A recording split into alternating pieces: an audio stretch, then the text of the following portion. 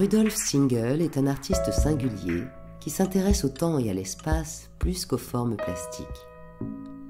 Au Palazzo Grassi, à Venise, il évoque le fantasme absolu de l'analysant. Être comme sur le divan de Freud, entouré de kilim, ces tapis turcs aux formes géométriques qui recouvraient le sol, le mur et le divan de son célèbre cabinet. Le kilim existe depuis 8 à 10 000 ans. Il est le plus ancien et le plus rudimentaire des tapis. Il est brodé, pas tramé, et présente les mêmes motifs que les anciennes poteries.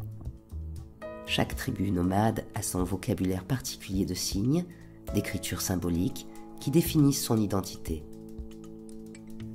L'homme est séparé du sol par des signes, une métaphore du par-l'être. Le tapis d'origine dont Stingel a multiplié le motif n'est pas neuf.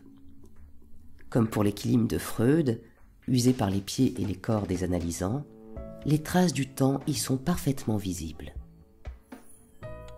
Agrandi par les techniques informatiques de recomposition, il devient flou dès qu'on l'approche.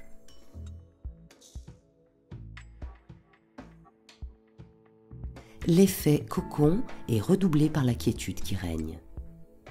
Le palais ne résonne plus de la même manière, ses sons sont étouffés, il est comme ouaté. L'ambiance est sereine. Les gens s'y assoient, s'y reposent en groupe, en couple ou seuls. Ils lisent, observent, se pénètrent de l'ambiance. Rarement des expositions font cet effet.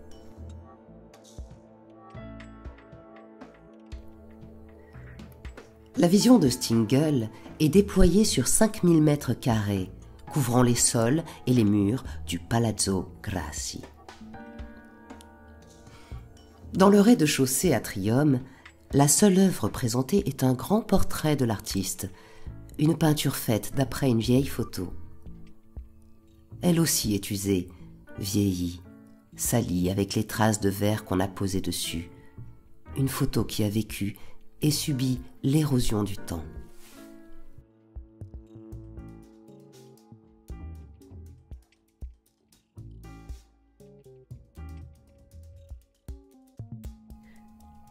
À l'étage, quelques peintures aux tonalités argentées, certaines de très petits formats, semblent émerger des murs colorés.